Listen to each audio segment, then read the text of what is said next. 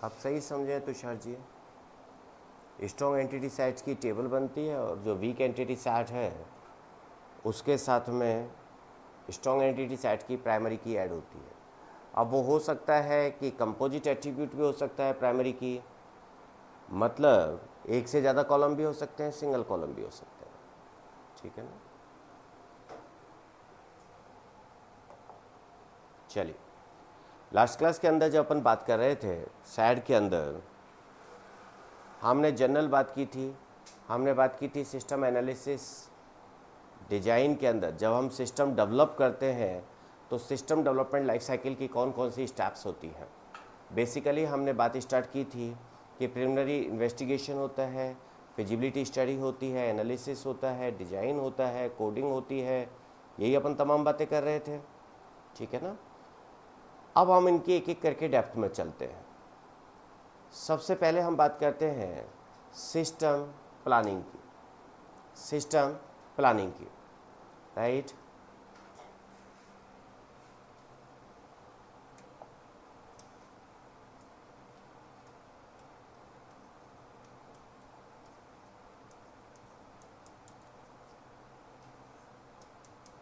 System planning में सबसे important जो होता है वो होता है data and fact gathering techniques. Data and fact gathering techniques. Data and facts gathering techniques. Data and fact gathering techniques, किस तरीके से डेटा को या फैक्ट्स को हम इकट्ठा करते हैं। अब इसके लिए अलग अलग टेक्निक्स होती हैं। सबसे पहला आपके पास है इंटरव्यूज, दूसरा आपके पास हो गया ग्रुप कम्युनिकेशन या ग्रुप डिस्कशन,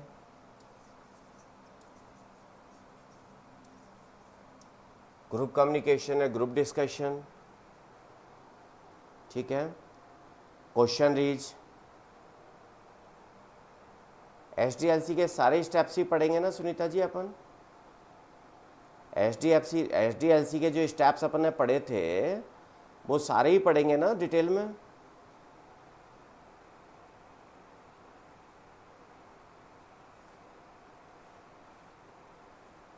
जितने भी स्टेप्स अपन ने बात की थी, भले ही वो एनालिसिस हो, भले ही डिजाइन हो, भले ही इम्प्लीमेंटेशन हो, मेंटेनेंस हो, टेस्टिंग हो, उन तमाम चीज़ों को अपने को डेप्थ में चलना है Sunita ji.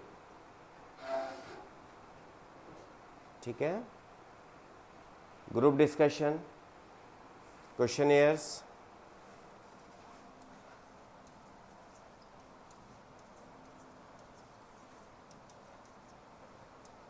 Questionnaire,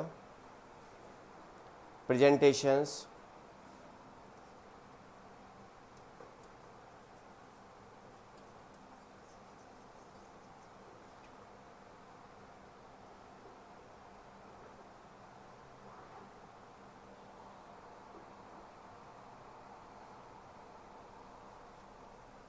and site visit. क्या कहना चाह रहे हैं कि अपन ने उस दिन ब्रीफ वाला नहीं किया था।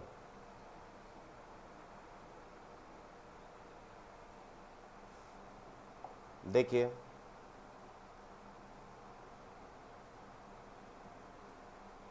कोई बात नहीं, अपन डिस्कस कर लेंगे।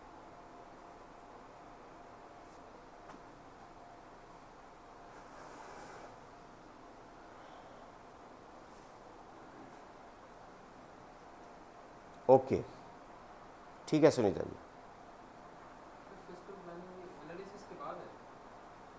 बेसिकली तो एनालिसिस का ही पार्ट है। बेसिकली तो एनालिसिस का ही पार्ट होता है।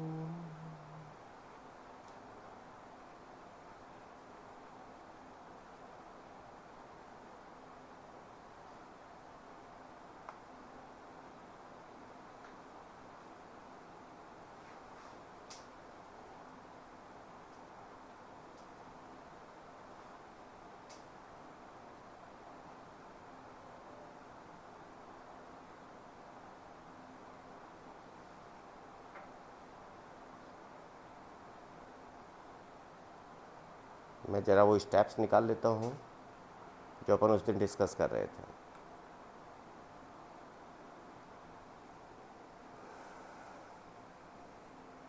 कोई बात नहीं, कोई बात नहीं, don't worry.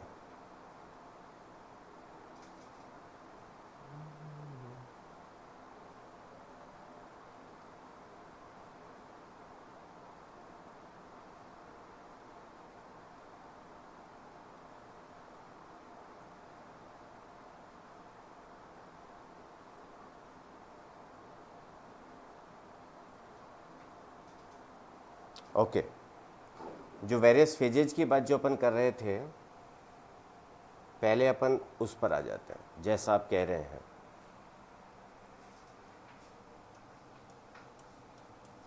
Various phases of SDLC, various phases of SDLC।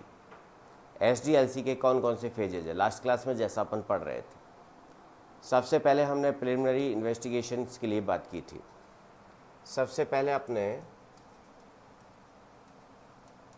Preliminary investigation की बात की थी। दूसरा जो अपने पास था, हमने बात की फिजिबिलिटी स्टडी की। फिजिबिलिटी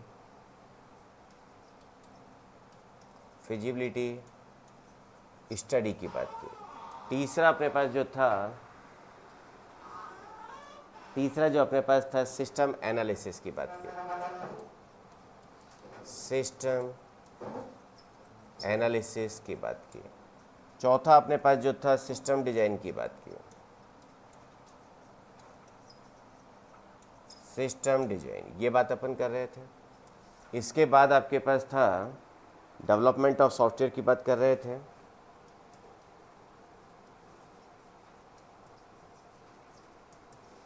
डेवलपमेंट ऑफ सॉफ्टवेयर अपन ने लिया था। डेवलपमेंट ऑफ सॉफ्टवेयर के बाद में हम टेस्टिंग की बात कर रहे थे।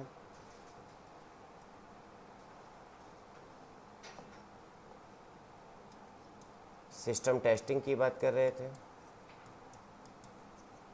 हमने कहा इम्प्लीमेंटेशन एंड एवेल्यूएशन की बात कर रहे थे।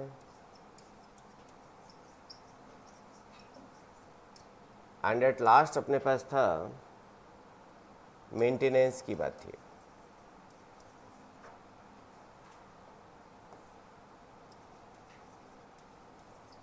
मेंटेनेंस की बात कर रहे थे। ये पॉइंट्स थे जिनको हमने स्टार्ट किया था लास्ट क्लास के अंदर, है ना। हमने प्रिलिमिनरी इन्वेस्टिगेशन की बात कर ली थी। प्रिलिमिनरी इन्वेस्टिगेशन में हमने कहा था कि भाई शुरुआती जो बातें हैं प्रोजेक्ट के बारे में, जब भी आपको एक बड़ा प्रोजेक्ट लेने जाते हैं, आप कोई बड़ा काम करने जाते हैं, तो आप शुरुआती जो पूछताछ करते हैं वो आपका प्रिलिमिनरी इन्वेस्टिगेशन है। जस्ट आपके क्लाइंट ने आके आपको बताया कि भाई ऐसा कुछ हमें करना है, और आपने उसको अंदाज में बताया भैया देखो इतने पैसे लग सकते हैं। अभी तो आपने नॉन टेक्निकल, केवल इनफॉर्मल बातें चालू की हैं। इनफॉर्मल बातें आपने उनसे निकलवाने की कोशिश की है। आपने देखने की कोशिश की है कि भाई क्लाइंट के पास कितना पैसा है, ये मुझे कितना पैसा दे सकते हैं, ऐसा आप कोशिश कर रहे हैं, और क्लाइंट ये कोशिश कर रहा है कि भाई कितने में बन जाएगा कम से कम। तो जो शुरुआती बातें हैं उनकी अपन बात कर रहे हैं। सबसे पहले हमने प्रिलिमिनरी इन्वेस्टिगेशन के बारे में बात की, फिर हमने बात की थी फिजिबिलिटी स्टडी के बारे में। हमने कहा फिजिबिलिटी स्टडी से जो हमारा तात्पर्य है, फिजिबिलिटी स्टडी से हमारा मतलब है कि भाई हमारा सॉफ्टवेयर बन भी सकता है या नहीं, या हमारा सॉफ्टवेयर बनाने का कुछ थोड़ा बहुत फ़ायदा है या नहीं है, ये बात अपन कर रहे थे, ठीक है। तो फिजिबिलिटी स्टडी में हमने कहा था कि बेसिकली हम 3 कैटेगरीज के अंदर डिवाइड करते हैं। हम economic feasibility, technical feasibility, operational and behavioural feasibility की बात कर रहे थे। हमने कहा था कुछ बुक्स ऑपरेशनल और बिहेवियर को एक साथ रखती है, कुछ नहीं रखती है। फिजिबिलिटी स्टडी के बाद में अपन बात कर रहे थे सिस्टम एनालिसिस की। सिस्टम एनालिसिस में हमने कहा था बेसिकली ये वो फेज है जो कि एक बहुत ही क्रिटिकल फेज होता है, जिसमें कि हम सामने वाले यूजर से निकलवाते हैं कि what you want to do, what you want to do, आपको करना क्या है, आप क्या चाहते हैं, ये हमें यूजर से निकलवाना पड़ेगा। क्योंकि कभी कभी क्या होता है, यूजर भी इंटेलिजेंट होता है, कभी ऐसा होता है कि यूजर को कुछ पता ही नहीं है, और कभी यूजर ऐसा होता है कि कुछ ज़्यादा डेढ़ होशियार होता है, जिसे अपन हिंदी में कहते हैं। तो हमें उसकी बातें निकालनी होगी, और वो काम सारा जो होगा वो कहाँ होगा, अपना एनालिसिस के अंदर होगा। हम उससे निकलवाना चाहेंगे भाई क्या क्या चाहिए तेरे को। अब उसके फिर हमने बात की कि भाई उसमें बहुत अलग अलग तरीके होते हैं, है ना। उसमें एक तरीका हम बात कर रहे थे जो लास्ट क्लास में पढ़ रहे थे, प्रोटोटाइप भी होता है। प्रोटोटाइप 2 तरीके के होते हैं, 2 तरीके के प्रोटोटाइप होते हैं। एक तो आपका होता है थ्रो अवे प्रोटोटाइप, एक आपका होता है वर्किंग प्रोटोटाइप, ठीक है। प्रोटोटाइप की जब अपन बात करते हैं तो 2 तरीके के प्रोटोटाइप होते हैं। प्रोटोटाइप एक आपका होता है थ्रो अवे प्रोटोटाइप, एक आपका होता है वर्किंग प्रोटोटाइप। अंकिता जी सालों बाद नज़र आए हैं आप, बहुत ज़रूरत लग रही थी, ज़िंदगी खराब है, ज़िंदगी की 2 घूंट।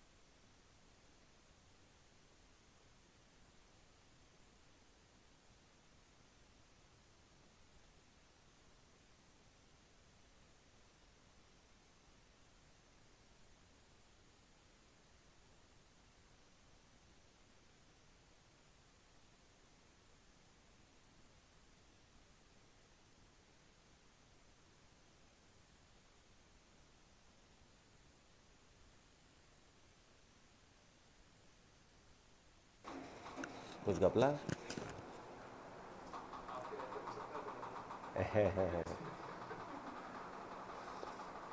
होते हैं यार, अब क्या करें घपलों का। ये हाँ, मेरे से कौन डरता है? नहीं नहीं, अभी ऊपर जाके पूछो मेरी बीवी से। ऊपर जाऊंगा सीधे जाते एक थप्पड़ लगेगा। बर्तन साफ क्यों नहीं किया? आप पूछ क्या होगी? थोड़ा ज़्यादा है। कोई नहीं डरता है। ये देश उटपटांग हो गया है, सिस्टम पूरा स्पॉइल हो चुका है। जिस तरीके से पेपर लीक हो रहे हैं, जिस तरीके से जॉइनिंग्स अपॉइंटमेंट्स हो रहे हैं ना, बहुत स्थिति मतलब ऐसी लगती है कि पूरा सिस्टम जैसे है ना ढह गया, स्पॉइल हो गया सब कुछ। अब बहुत सारी चीज़ें ऐसी है जो कि पता होती है लेकिन कुछ कर नहीं पाते। कहीं सुनी बातें होती है, उनका कोई प्रूफ नहीं होता, लेकिन हाँ वो बातें कन्फर्म है। कोई ऐसे आदमी बताते हैं कि यार ये घपला हुआ, लेकिन अब वो प्रूफ नहीं है, क्या करें। हर आदमी हर कुछ कर नहीं, सब कुछ कर नहीं सकता। सिस्टम बड़ा स्पॉइल हो गया, मतलब पता नहीं क्या होगा इस देश का। आम जनता को व्हाट्सएप और फेसबुक से फुर्सत नहीं मिल रही है। आंदोलन ट्विटर पे ही हो रहे हैं। आंदोलन तो सारे ट्विटर के अलावा कोई बाहर निकलना ही नहीं चाहे। बाहर तो गर्मी है बहुत। हाँ, वो बस धूप में नहीं जाना पड़ता, बाहर उमस ज़्यादा है ना। अब आंदोलन करना है तो क्या करें, ट्विटर पे कर दीजिए। पहले तो सब ट्रेंड करने का मतलब होता था, मीडियाबाजी होती थी, आवाज में थोड़ा बहुत ध्यान देते थे। आजकल तो हर चीज हो रही है, कोई हाँ, रोज ही ट्रेंड होता है और उससे कोई फ़र्क नहीं पड़ता है। 3-4 दिन से देख ले सर, प्रदेश से भर्ती के लिए रोज ट्रेंड हो रहे हैं सर। और जबकि न्यूज में वहीं पे कोई बात ही नहीं चलती। कुछ मतलब नहीं है, वो तो केवल और केवल ये है कि आपको थोड़ा सा बूस्टअप करने के लिए है, बाकी कोई मतलब नहीं है उनका, किसी को मतलब नहीं है एक्चुअली। सरकारें बिल्कुल बहरी हो चुकी हैं। और एक वो था ना, शायद जयप्रकाश ने शायद दिया था ये, कि जब सड़कें सुनी हो जाएगी तो संसद आवारा हो जाएंगे। अब सड़कें सुनी हैं, इसलिए हमारी संसद और विधानसभाएं आवारा हो रही हैं। लोग सड़कों पे कभी देखें कि आपने आम पब्लिक को देखा है क्या कभी? कुछ भी कर लो आप, सपोज कोई आइटम आपका चीनी है, अभी 40 रुपये किलो आ रही है, 45 रुपये किलो आ रही है, उसको 200 रुपये कर दो, कोई नहीं बोलेगा। केवल ट्विटर पे कुछ वो चलेगा कि देखो आप पानी की बोतल 20 रुपये की खरीद सकते हो, लेकिन देश हित में चीनी नहीं खरीद सकते, है ना। और सब धीरे धीरे धीरे धीरे लोग आप ही को डांटने लग जाएंगे। थोड़े टाइम चला कि भाई सब्सिडीज़ ने देखो देश को बर्बाद कर दिया, देश को बर्बाद कर दिया। ये करते करते सिलेंडर 1100 रुपये पहुँच गया, नो बडी इज बॉदर, और धीरे धीरे सब्सिडी को ख़त्म कर दिया। पहले डायरेक्ट अकाउंट में आएगी, अकाउंट में आएगी, अब अकाउंट ही ख़त्म हो गया था। मैं ज़रा पैग चढ़ा लूँ, है ना। हर राज्य की यही बात है मुकेश जी, किसी भी राज्य की बात कर लीजिए आप, ये सब तो हमारे मन का भ्रम है। कांग्रेस बीजेपी, ये मन का भ्रम है अपना, कौन क्या कर रहा है ना। बाकी वास्तविकता ये है कि आम आदमी के बारे में, आपके और हमारे बारे में कोई नहीं सोचता है। और जितना आप और हम सोचते हैं, इसका शायद 10% भी वो सोच ले तो देश का उद्धार हो जाए।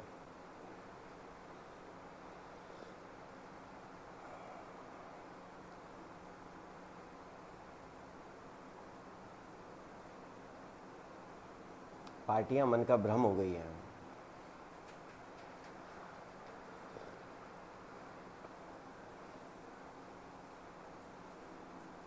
चलिए, मतलब चाय दिखते ही मेरे पे क्या कुछ होता नहीं है, फिर पहले वो पेट के अंदर जानी चाहिए, वो दिमाग तक जाती है ना तो ऐसा लगता है कि हाँ अमृत। चाय के चक्कर में तो आज मोनिका जी लेट हो गई। चाय था ना रीजन एक। देखिए, तो प्रोटोटाइप आपके दो तरीके के होते हैं, paper prototype and working, sorry paper या थ्रो अवे प्रोटोटाइप। नहीं, यहाँ पर थ्रो भी लिखा है, दिस इज पेपर प्रोटोटाइप या वर्किंग प्रोटोटाइप। पेपर जी, पेपर प्रोटोटाइप या throw away prototype. Paper prototype क्या होता है, आपने पेपर पे कोई मॉडल बनाया, सामने वाले को दिखाया, देखिए ऐसा ही चाहिए ना, देखिए है ना, ये एक पेज बन जाएगा, यहाँ पर एक लिंक दे देंगे, इस पर ये लिंक दे देंगे, इस पर ये दे देंगे, आपने ये बनाया, यूज़र को पसंद आ गया कि हाँ यही चाहिए, ये ठीक है। नहीं तो वो कहेगा भाई यहाँ पर मेरी फ़ोटो लगा देना, यहाँ पर ये लगा देना, यहाँ पर मोदी जी की लगा देना, यहाँ पर मनमोहन सिंह जी की लगा देना। वो अपना अपना जो भी उसको करना है वो बता देगा, ठीक है ना। वो आपका क्या हो गया, एक पेपर पर किया बनाया गया प्रोटोटाइप हो गया। हो सकता है उस पेपर को आप अपनी फाइल में लगा लें, लेकिन वो पेपर आपके डेवलपमेंट पॉइंट ऑफ व्यू से कहीं काम नहीं आ रहा है। दूसरा प्रोटोटाइप क्या होता है कि आपने एक HTML पेज बना दिया, जो सॉफ्टवेयर आपको बनाना है उसका एक सिंपल पेज आपने बनाया, सारी फ़ोटो वोटो लगा के लिंक करके आपने बताया भाई ऐसा चाहिए, उसने कहा हाँ ठीक है बस कलर चेंज कर दो, कलर चेंज कर दिया, ऐसा चाहिए, हाँ यही चाहिए। अब वो जो HTML पेज है ये आपके आगे भी काम आएगा। इस HTML पेज को फिर आप क्या करेंगे, उसी थीम को, उन्हीं लिंक्स को आगे काम करते रहेंगे, उनको कनेक्ट करवाते रहेंगे। That is known as working prototype, ठीक है ना। वर्किंग प्रोटोटाइप बहुत काम में लेते हैं अपन। पेपर प्रोटोटाइप पहले बहुत ज़्यादा यूज में आता था, आजकल हमें पता है कि जो अपने क्लाइंट हैं वो थोड़े से मतलब कम टेक्निकल अगर है, या हम कहें उनको चीज़ समझ में नहीं आ रही है, तो हम वर्किंग प्रोटोटाइप पे जा सकते हैं। ठीक बात है साहब। वर्किंग प्रोटोटाइप के अलावा जब हम एनालिसिस की बात करते हैं तो बेसिकली एनालिसिस के बारे में हम बात कर रहे हैं कि आपको क्या चाहिए। हम इस पर बात नहीं कर रहे हैं कि वो कैसे बनेगा या नहीं बनेगा, हम बात कर रहे हैं कि आपको क्या चाहिए, आप तो ये बताओ, और फिर आप उसकी डेप्थ में जा रहे हैं। हो सकता है जो सामने वाले ने बताया, सामने वाले ने तो आपको एक वर्ड बोल दिया, जैसे अपन ने कई बार एग्जांपल लिया अकाउंटिंग सिस्टम, सामने वाले ने कह दिया भाई अकाउंटिंग सिस्टम बनाना है। अब ये आपको सोचना है कि यार अकाउंटिंग सिस्टम तो बड़ा रायता फैल गया, अब अकाउंटिंग सिस्टम में इसको क्या चाहिए, इसको बैलेंस शीट भी बनानी है। ये एब्स्ट्रैक्ट क्लास कहाँ से आ गई, गंदी बात गौरव जी। तो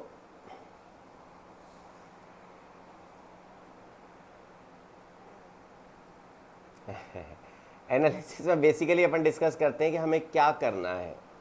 हमें यूजर से इंटरेक्ट करना है, हमें मीटिंग्स करनी है, मीटिंग्स करके हमें लोगों से बातें निकलवानी है, बार बार अलग अलग मॉडल बना के सामने वाले को समझाना है। ये तमाम चीज़ें हमारी किस में आती हैं, एनालिसिस पार्ट के अंदर आती है। कैसे करना है वो इसमें नहीं आता। How it is being done इसमें नहीं आता। How it is being done का मतलब आपका सिंपल जनरल बात है, कैसे डिजाइन करना है वो तो डिजाइन का काम है। इसमें केवल और केवल व्हाट की बात है। हो सकता है छोटी मोटी बातें आप ऐसे कर रहे हो, यार इसको ऐसे कर देंगे, ऐसे कर देंगे, वो अलग बात है। कैसे करना है वो डिजाइन का पार्ट है, ठीक है। नहीं, प्रोटोटाइप हर केस में नहीं बनेगा। क्लाइंट क्लियर नहीं है, हम क्लाइंट को समझाना चाहते हैं, क्लाइंट की बातों को निकालना चाहते हैं, तो बनेगा। प्रोटोटाइप में आता है, वर्किंग प्रोटोटाइप में, वर्किंग प्रोटोटाइप में आता है। वायरफ्रेम क्या होता है कि जैसे सपोज आपको किसी की एंड्रॉयड ऐप बनानी है, तो एंड्रॉयड ऐप को आपने HTML में बना दिया। HTML बनाने का मतलब उसको कनेक्ट नहीं किया अभी तक, लेकिन उसका जैसे पहली स्क्रीन ये दिखे, पहली एक्टिविटी ये दिखेगी, एंड्रॉयड के अंदर उसको एक्टिविटी कहते हैं ना। फिर इस पर क्लिक किया तो ये एक्टिविटी दिखेगी, इस पर क्लिक किया तो ये एंड्रॉयड में बनाने में टाइम लगेगा। वायर फ्रेम में क्या करेंगे आप कि उसको बना के सामने वाले को दिखा देंगे, तो सामने वाला कन्फर्म हो जाएगा, हाँ ये चीज़ ठीक है, वो वायर फ्रेम है, ठीक है ना। वो वहीं पे हो सकता है आपको कहे एक ऑप्शन ये ले लो, इसका कलर ऐसा कर दो, इसको कर दो, तो जैसा आप HTML में फटाफट हो जाएगा। उसको एक बार आपका एनालिसिस हो गया क्या करना चाहते हैं, उसके बाद में वायरफ्रेम बनाने में 1 दिन लगेगा। लेकिन उस एक दिन में आप क्लाइंट को सेटिस्फाई कर पाएंगे। हो सकता है आपने वो कहीं पर HTML पेज को होस्ट करवा दिया और उनको दे दिया, अब वो क्या कर रहे हैं, उस पेज पे क्लिक कर करके देख रहे हैं, तो उनको फील आ गया। कल को जब आपकी ऐप बन के आएगी तो आप कह देंगे देखो ऐसी यही मैंने दिखाया था आपको। तो अलग अलग जगह पर वो वाई फ्रेम काम आ सकता है। फिर वो जो HTML है, उस HTML को आप एज इट इज काम में ले सकते हैं। अगर आप रेस्पॉन्सिव एप्लीकेशन बना रहे हैं तो वो HTML आपकी एज इट इज काम आ जाएगी, ठीक है ना। तो उसे आप वाई फ्रेम बोलते हैं, ठीक है। चलें आगे, कोई घपला, आगे आगे। तो ये आपका था कंप्लीट एनालिसिस वाला। हालांकि अपन डेप्थ में जाएंगे, इसलिए यहाँ पर इसको पढ़ने की कोई बहुत आवश्यकता नहीं है। ओके, देन अपन आते हैं डिजाइन पर।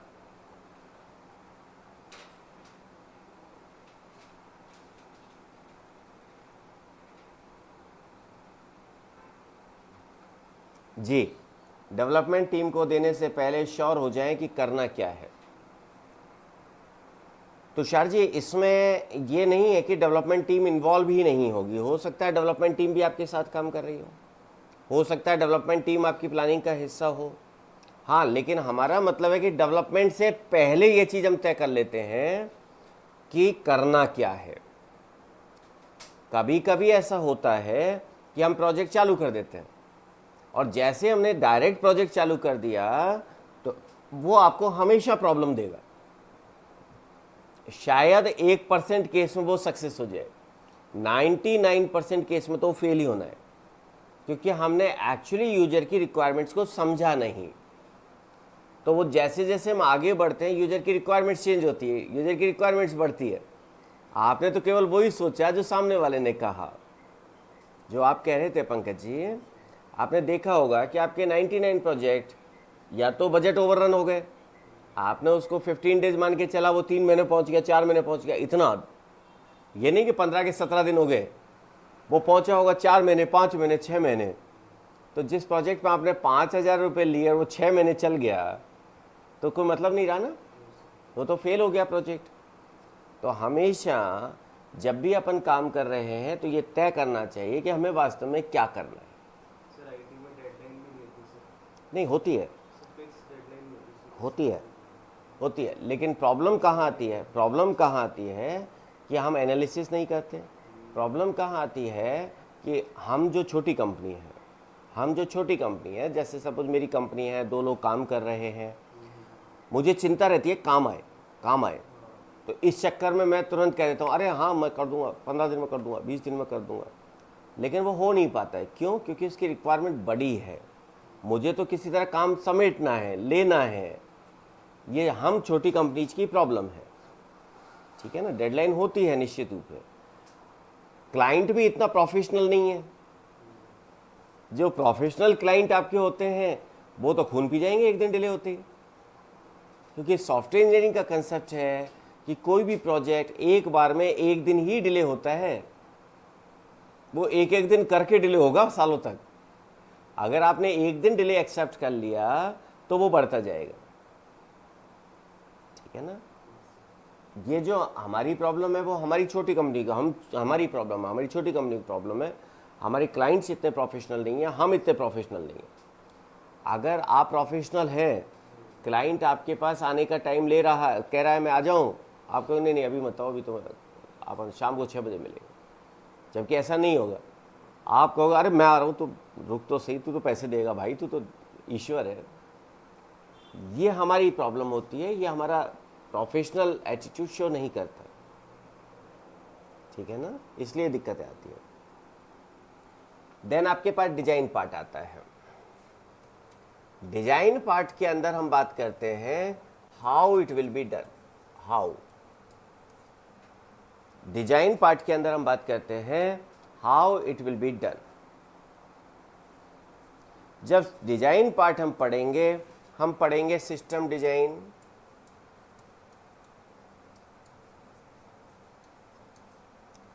Physical design, logical design,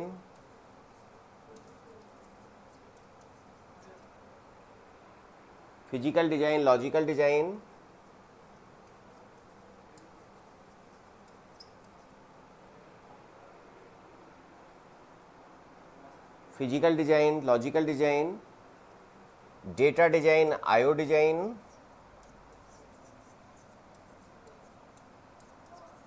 data design, IO design, ठीक है।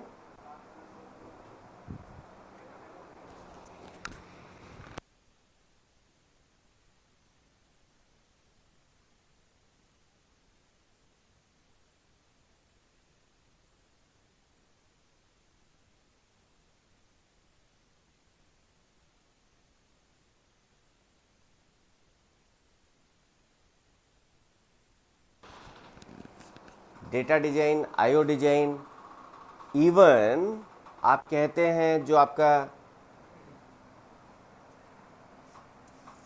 लॉजिक डिजाइन, ये लॉजिकल डिजाइन अलग चीज है, मैं लॉजिक डिजाइन या प्रोसीजरल डिजाइन की बात कर रहा हूं, प्रोसेस डिजाइन। ये तमाम चीजें हम पढ़ते हैं सिस्टम डिजाइन के अंदर। ये तमाम चीजें अपन पढ़ते हैं सिस्टम डिजाइन के अंदर।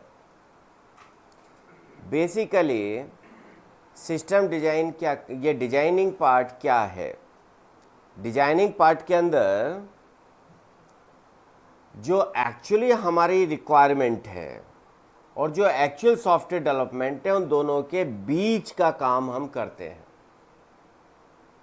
सामान्यतया हम, हमारा जो प्रोसेस होता है, मैं बार बार हमारा मतलब हमारी छोटी कंपनीज का प्रोसेस क्या होता है कि हमारे पास कोई प्रोजेक्ट आया और हमने आज आया कल से डेवलपमेंट चालू, वो हमारी एक बहुत बड़ी गलती हो जाती है। सर वो इसलिए भी होता है कि वो क्लाइंट आते ही बोलता है कि कब दे देंगे, deadline, हाँ, कब दे, डेडलाइन बताओ, हाँ। लेकिन हम वहाँ पर अनप्रोफेशनल हो जाते हैं। हम कहते हैं अगर हमें कहना चाहिए भाई डेडलाइन आपको पिछले 4 जनों ने बताई थी, उनका क्या हुआ, तो आप थोड़ा सा समय दीजिए। उस डेवलपमेंट को समझने की प्रॉब्लम है। हम सॉफ्टवेयर इंजीनियरिंग में पढ़ेंगे कि software are developed not manufactured. जी, इसका मतलब है कि हर सॉफ्टवेयर एक अलग तरीके से डेवलप होता है। मैन्युफैक्चरिंग जो होती है वो सबकी एक जैसी होती है। आपको सपोज ये पेन बनाना है, अब उन्होंने क्या कर रखा है, अपनी फैक्ट्रियाँ लगा रखी है, डाई बना रखी है कि वो डाई में जैसे ही जाएगा तो अपने आप इस शेप में आ जाएगा। इस शेप में आने के बाद जो भी चीज़ है उसका अपना पूरा प्रोसेस है, सब एक जैसे है, सारा काम एक तरह से चल रहा है।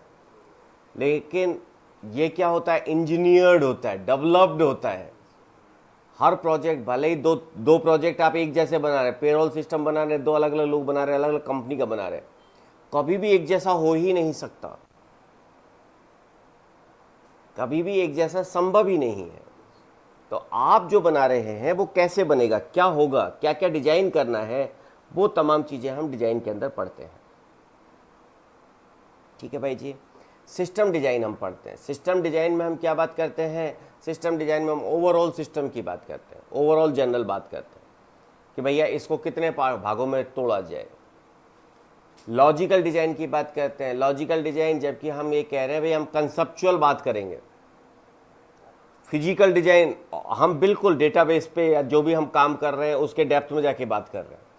जैसे जावा में काम कर रहे हैं तो जावा के हिसाब से डिजाइन तैयार कर रहे हैं, दैट इज फिजिकल डिजाइन।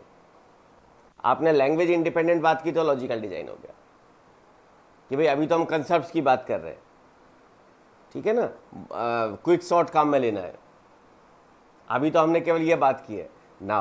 अगर जावा में बात करते हैं तो क्या क्विक शॉर्ट पहले से बना हुआ है, हमें क्विक शॉर्ट जावा में कैसे बनाना है, वो तमाम बातें कर रहे हैं। ठीक है। अगर सपोज आपने एसक्यूएल क्वेरी लिखी, आपने एसक्यूएल क्वेरी लिख ली, किस में लिखी साहब आपने, डिजाइन किस में की, लॉजिकल डिजाइन में। लेकिन जैसे ही आप फिजिकल डिजाइन में गए आप देखेंगे नहीं ये तो ठीक है, एसक्यूएल तो ऐसे होगी, लेकिन ओरेकल में तो डेटा टाइप ही नहीं है, हमें तो ओरेकल पे काम करना है, तो ओरेकल के हिसाब से एसक्यूएल बनानी है, दैट इज फिजिकल डिजाइन। ठीक है। इसके बाद हम आते हैं डेटा डिजाइन। डेटा डिजाइन में हम पढ़ते हैं भाई टेबल्स कैसे बनेंगी। आज जो अपन ईआर डायग्राम से टेबल बनाना पड़ रहे थे, टेबल कैसे बनेगी, कौन सी टेबल बनेगी, क्या कंस्ट्रेंट्स होंगे, कंस्ट्रेंट्स कैसे डिजाइन करेंगे, वो तमाम चीज़ें क्या हो गई, डेटा डिजाइन का पार्ट हो गई। इनपुट आउटपुट डिजाइन, फॉर्म कौन से होंगे, कैसे बनेंगे, रिपोर्ट क्या होगी, कैसे बनेगी, ये तमाम चीज़ें अपनी कहाँ आ गई, आईओ डिजाइन के अंदर आ गई।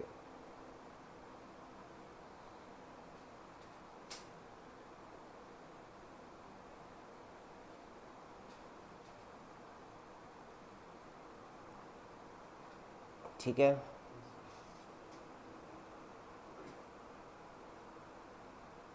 देखिए सॉल्यूशन आर्किटेक्चर के जो टर्म आप काम में ले रहे हैं, हम सैड के अंदर बात नहीं करते। ये टर्म्स आपकी सॉफ्टवेयर इंजीनियरिंग की टर्म्स हैं। होता बात वही है, होती बात वही है, लेकिन धीरे धीरे जैसे टर्म्स मैच्योर हो रही है ना, आप कहें कि भैया मैंने बात की एक सिविल इंजीनियर से मकान कैसे बनना है, और दूसरा आपने कहा आर्किटेक्ट, और कितना बड़ा लगा, आर्किटेक्ट से डिजाइन करवाया। इंजीनियर आर्किटेक्ट में कोई फ़र्क नहीं था, लेकिन धीरे धीरे जो टर्म्स है वो मैच्योर हो गई। हमें पता चलने लग गया कि हर सॉफ्टवेयर अलग तरीके से बनना है, तो उसका डिज़ाइन, उसका आर्किटेक्चर अलग तरीके से बनना है। डिज़ाइन आर्किटेक्चर का भी सेम नहीं होगा। ठीक है ना तुषार जी? ओके, तो आईओ डिजाइन की अपन बात करते हैं। इसके बाद आपके पास हो गया लॉजिक डिजाइन, जिसमें आप स्ट्रक्चर्ड इंग्लिश, शूडो कोड वगैरह की बात करते हैं। तो ये तमाम पार्ट है जो कि अपन डिजाइनिंग के अंदर करते हैं। ठीक है,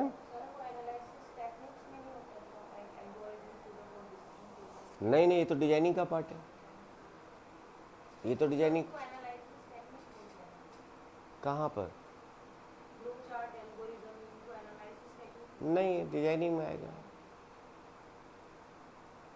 जहाँ पर आप लॉजिक डिजाइन कर रहे हैं ना मोनिका जी, जनरल वो काम जो कि आपको बता रहा है कि ये काम कैसे होगा।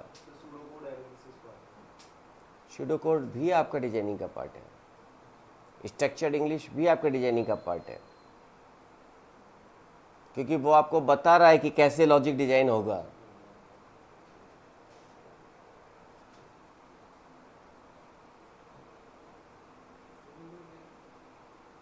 एल्गोरिथम, एल्गोरिथम तो पता है, एल्गोरिथम की बहन, एल्गोरिथम की बहन का नाम शूडो कोड है। उसकी एक दूसरी बहन है जिसका नाम स्ट्रक्चर्ड इंग्लिश है।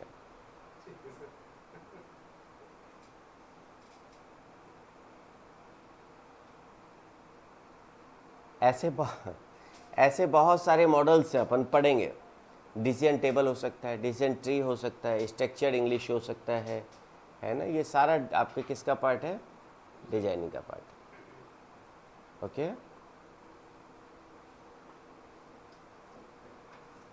बहुत सारी चीज़ों में अगर आप देखेंगे, जैसे शूडो कोड और एल्गोरिथम, आप दो टर्म काम में लेते हैं, कोई डिफरेंस आपको कहीं नजर आया क्या?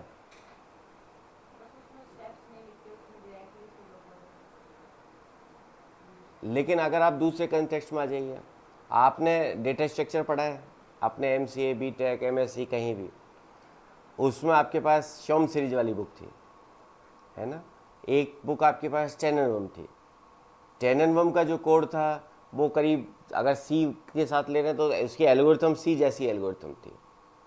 वही एल्गोरिथम शॉम सीरीज में अगर आप जा रहे हैं तो शूडो कोड की तरह लिखी हुई है, तो वो तो बात एक ही हो गई ना। कोई बहुत ज़्यादा फर्क नहीं है, केवल टर्म्स का फर्क है। ठीक है, चलें आगे। इसके बाद अपने पास आता है डेवलपमेंट ऑफ सॉफ्टवेयर, या आप सिंपल शब्दों में कहें तो कोडिंग प्रोसेस।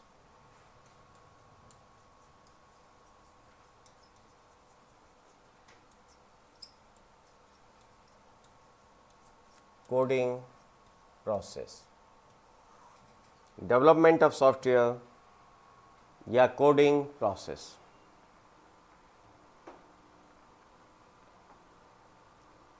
इसमें सीधा सा है, आपके पास कोडिंग है। ओके, आपको सॉफ्टवेयर को डेवलप करना है। इससे पहले तक हर सारी पिक्चर हमारी क्लियर होगी, क्या करना है, कैसे करना है, एवरीथिंग इज क्लियर। हमारे दिमाग में कहीं पर भी कोई डाउट बचा ही नहीं है, कहीं पर भी कोई भी डाउट हमारे दिमाग में नहीं बचा है कि भाई हमें क्या करना है और कैसे करना है, इसके बीच में कोई गैप है क्या, ये चीज़ समझ में नहीं आ रही यार, क्या होगा, क्या चाहिए, कैसे होगा, ये बात ख़त्म। अब तो हमारी सारी चीज़ धरातल पे आ गई है, अब तो हमें उसको डेवलप करना है। That is part of development. ठीक है, एक बार आपने डेवलपमेंट कर दिया, या डेवलपमेंट फेज के भीतर भी आपकी होती है, and that is testing. Testing को हम कई कैटेगरीज के अंदर डिवाइड करते हैं। टोटल अगर हम टेस्टिंग के टाइप देखें तो शायद 20 एक तरीके की टेस्टिंग है, जो कि अपन आगे पढ़ेंगे। बहुत डिटेल में अपन टेस्टिंग की बात करने वाले हैं, इसलिए यहाँ पर इसको ज़्यादा पढ़ने से आवश्यकता नहीं है। टेस्टिंग बेसिकली आपको इस काम के लिए है कि भाई जो यूजर ने आपको रिक्वायरमेंट बताई है वो सारे काम आपने कर दिए ना, कुछ गड़बड़ तो नहीं है कहीं। ये डेवलपमेंट के बाद वाली टेस्टिंग है, और डेवलपमेंट के साथ साथ भी टेस्टिंग होती है, यूनिट टेस्टिंग साथ साथ चलती है। ठीक है ना, लेकिन मानते अपन डेवलपमेंट के बाद है, क्योंकि कोई भी चीज़ डेवलप होगी उसके बाद ही टेस्ट होगी। लेकिन हो सकता है आपने एक मॉड्यूल बनाया, एक यूनिट पूरी हुई, एक क्लास बनी, 2 मेथड बने और आप उनको टेस्ट करने लग गए। डेवलपर भी तो टेस्टिंग करेगा ना, टेस्टिंग टीम अगर आपके पास है तो भी डेवलपर भी तो टेस्टिंग करेगा कि जो काम मैंने किया है वो सही है या नहीं है। आप अगर एक शर्ट सिलवाने जा रहे हैं, टेलर ने उसे काट पीट के आपको दे दिया तो काम थोड़ी चलेगा। टेलर ने जब सिला उसके बाद जो नाप उसने ली थी वो उससे वेरीफाई करेगा ना, भाई सही है ना नाप, कोई गड़बड़ तो नहीं है। पता चला उसने वैसे तो लिया था, इंचेज में जाता होगा, सपोज 40 इंच, और वो काट पीट के हो गया 35 इंच, तो वो शर्ट आएगी क्या? तो वो आपके डेवलपर जो आपका टेलर है उसको भी तो चेक करना पड़ेगा ना। पहनने वाला तो बाद में चेक करेगा, पहनने वाले ने तो घर ले जाके रख दी, शादी के दिन पहनेगा, और जब पहनेगा तभी छत से कूद जाएगा। ठीक है ना, लेकिन और खुद की शादी है तो ज़रूर कूदेगा, वैसे ही बेचारा टेंशन में था और शर्ट और 5 इंच कम कर दी। ठीक है ना, तो डेवलपर तो टेस्ट करता ही करता है, राइट जी। देखिए टेस्टिंग लगभग 20 तरीके की होती है मोनिका जी, अपन आगे पढ़ेंगे। यूनिट टेस्टिंग अपन इसलिए बात कर रहे हैं, यूनिट टेस्टिंग यूनिट टेस्टिंग क्या है? यूनिट टेस्टिंग है कि जो छोटा छोटा काम आप करते जा रहे हैं ना उसको टेस्ट करते जाइए, उसको हम यूनिट टेस्टिंग बोल रहे हैं। हमारा ये मानना है कि भाई जब हम छोटा छोटा काम कर रहे हैं तो मेरा जो डेवलपर है वो उसको चेक करेगा करने के बाद, इसलिए उसको डेवलपर के साथ रखा है ड्यूरिंग डेवलपमेंट। जनरली ठीक है, हालांकि टेस्टिंग टीम जनरली अलग होती है बड़े प्रोजेक्ट्स के अंदर, लेकिन अब आप ज़रा सोचिए एक कंपनी है जिसमें 10 लोग हैं, उसमें टेस्टर अलग से नहीं होगा, उसमें तो डेवलपर ही शुरू से एंड तक सब कुछ वही है। वो तो क्लाइंट से बात से लेकर और आखिर में टेस्टिंग मेंटेनेंस तक बेचारा वही कर रहा है सारा। ये तो हम एक प्रोसेस की बात करते हैं कि there will be some testing team, process ये है। ठीक है भाइयों बहनों, चलें आगे। इसके बाद आपके पास आता है इम्प्लीमेंटेशन।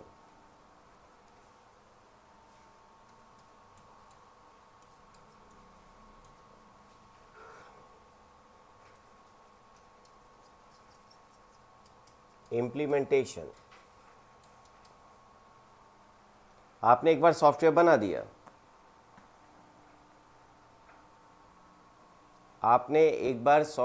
दिया, अब क्या करना है सर? अब आपको यूजर के यहां जाकर उसे इंस्टॉल करना है।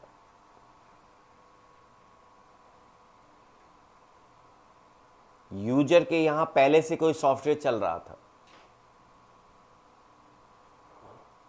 अब कई सारी समस्याएं आ सकती हैं, अपन इन सब के डेप्थ में जाएंगे, अभी तो अपन जनरल बातें कर रहे हैं। पहले से सॉफ्टवेयर बन रहा था, वहाँ पर पंकज जी काम कर रहे थे, पंकज जी ने कहा ये क्या बॉस का दिमाग ख़राब हो गया, नया सॉफ्टवेयर कर बनवा दिया, मेरी तो जान को आफत हो गई, अब डेटा इसमें भी डालूँ इतना ही तो टाइम मिलता है, चाय तक तो पीने नहीं देते हैं, इतना सारा लोड दे रखा है, गुस्सा आ रहा है ना। जब प्रोजेक्ट इम्प्लीमेंट होने जाएगा, इंस्टॉल होने जाएगा, तो इस तरीके की सैकड़ों समस्याएं आएंगी। एम्प्लॉयज़ नाखुश हैं, एम्प्लॉयज़ को गुस्सा आ रहा है, एम्प्लॉयज़ गाली दे रहे हैं, ऐसी तमाम चीज़ें वहाँ पर आती हैं। ठीक है भाइयों बहनों, ऐसी तमाम चीज़ें वहाँ पर आती हैं। ये पार्ट आपका क्या है, इम्प्लीमेंटेशन पार्ट है, इंस्टॉलेशन पार्ट। ठीक है, हो सकता है आप कहें दोनों सिस्टम को एक साथ रन करना है, हो सकता है आप कहें कि भाई थोड़े दिन बाद इसको हटा देंगे, हो सकता है आप कहें कि रात को सही 8 बजे ये सिस्टम बंद हो जाएगा, दूसरा चालू हो जाएगा। आज रात को 8 बजे से 500 और 1000 के नोट लीगल टेंडर नहीं रहेंगे, तो वो क्या हो गया, कट ऑफ हो सकता है, पैरेलल हो सकता है, पायलट हो सकता है, अलग अलग तरीके से अपन बात कर सकते हैं। ठीक है, इसके बाद एक बार इम्प्लीमेंटेशन हो गया, अब क्या बचा, मेंटेनेंस। आपने सामने वाले के यहाँ पर इसको इंस्टॉल कर दिया, अब सामने आपको आएगी दिक्कत।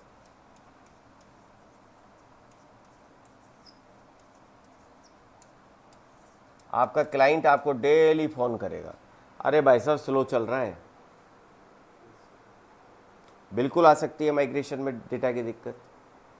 अब जो आपका क्लाइंट है वो बेचारा दुखी हो रहा है, वो क्या दुखी हो रहा है, अरे भाई साहब स्लो चल रहा है, अरे यार इसमें ये तो है ही नहीं। अब क्या होगा, आपका मेंटेनेंस चलेगा, मरम्मत चलेगी। आप जो चाहते हैं वो और जो बना था वो हो सकता है उसके अंदर कुछ गैप रह गया हो, यूजर को धीरे धीरे पता चल रहा है, एरर्स आ रही हैं, यूजर कुछ और करवाना चाहता है, अपने हिसाब से उसे चेंज करवाना चाहता है। उन सब के लिए क्या करेंगे, अपन मेंटेनेंस, मरम्मत करेंगे। ठीक है भाइयों बहनों, ये तमाम चीज़ें हैं जिनकी अपन बात करते हैं SDLC के अंदर। आशा है ये चीज़ें यहाँ तक क्लियर है।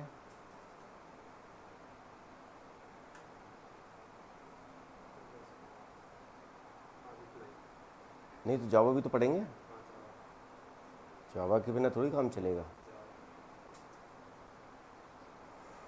ठीक है साहब,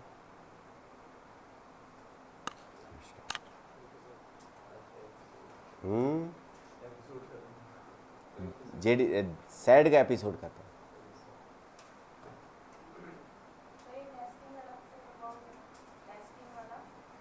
सारे ही अलग से करेंगे, और Monika ji analysis, design, implementation, maintenance, testing सभी अलग से करेंगे। अरे मोनिका जी,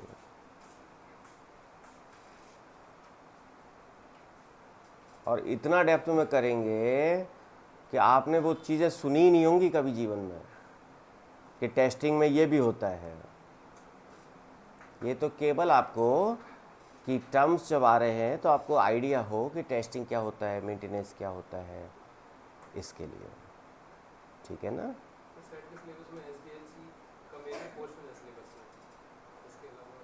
एक्चुअली सिलेबस थोड़ा ऊट पटांग सा है, थोड़ा सा मतलब बहुत अच्छा वेल डिजाइंड सिलेबस वो नहीं है। उसमें बहुत चीज़ें होनी चाहिए थी, लिखनी चाहिए थी। अब क्या होता है कि सिलेबस में नहीं लिखते ना, तो कई बार बच्चों का क्या एटीट्यूड रहता है कि वो सिलेबस में वर्ड पढ़ा और उसको फिर पढ़ते हैं अपनी बुक से या कहीं से भी, वो वर्ड को तैयार करते हैं ना, जबकि बहुत सारी चीज़ें आसपास की होती हैं। वो आसपास की चीज़ें लिखी नहीं जाती, अंडरस्टूड होती है, भाई ये लिखा है तो इसका मतलब ये तो है ही। यहाँ पर बच्चे गलती कर जाते हैं। फिर उनको पता कब चलता है, जब एग्ज़ाम में पेपर आता है ना, तो लगता है यार ये तो था ही नहीं। उनको लगता है this was not in syllabus, जबकि वास्तव में क्या होता है, उस चीज़ को आप समझ नहीं पाए कि उसका मतलब क्या था। एनालिसिस लिख दिया, डिजाइन लिख दिया, system design, physical design, logical design नहीं लिखा है, लेकिन बुक्स के अंदर कई जगह नहीं दे रखा है।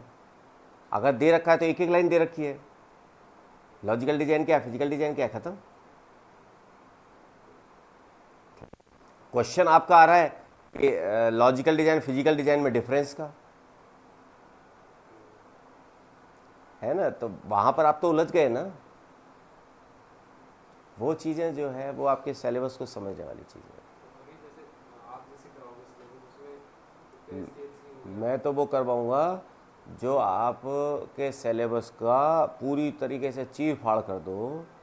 आप इसकी टेंशन क्यों ले रहे हैं? नहीं टेंशन लेके वैसे ही पूछ रहा ये टेंशन तो मैं लूँगा ना। था। नहीं सर हमको आना बंद करके पढ़ रहे हैं। डोंट वरी, आप पढ़ते रहिए। आप बोलिए। आप पढ़िए, आप पढ़िए, आप इसकी चिंता मत कीजिए, ठीक है? जितना मेरे समझ में आएगा तो उतना तो मैं आपको हाँ, मेरी भी लिमिटेशन है, हो सकता है मेरा दिमाग ही काम नहीं करेगी, नहीं ये चीज़ संभव है।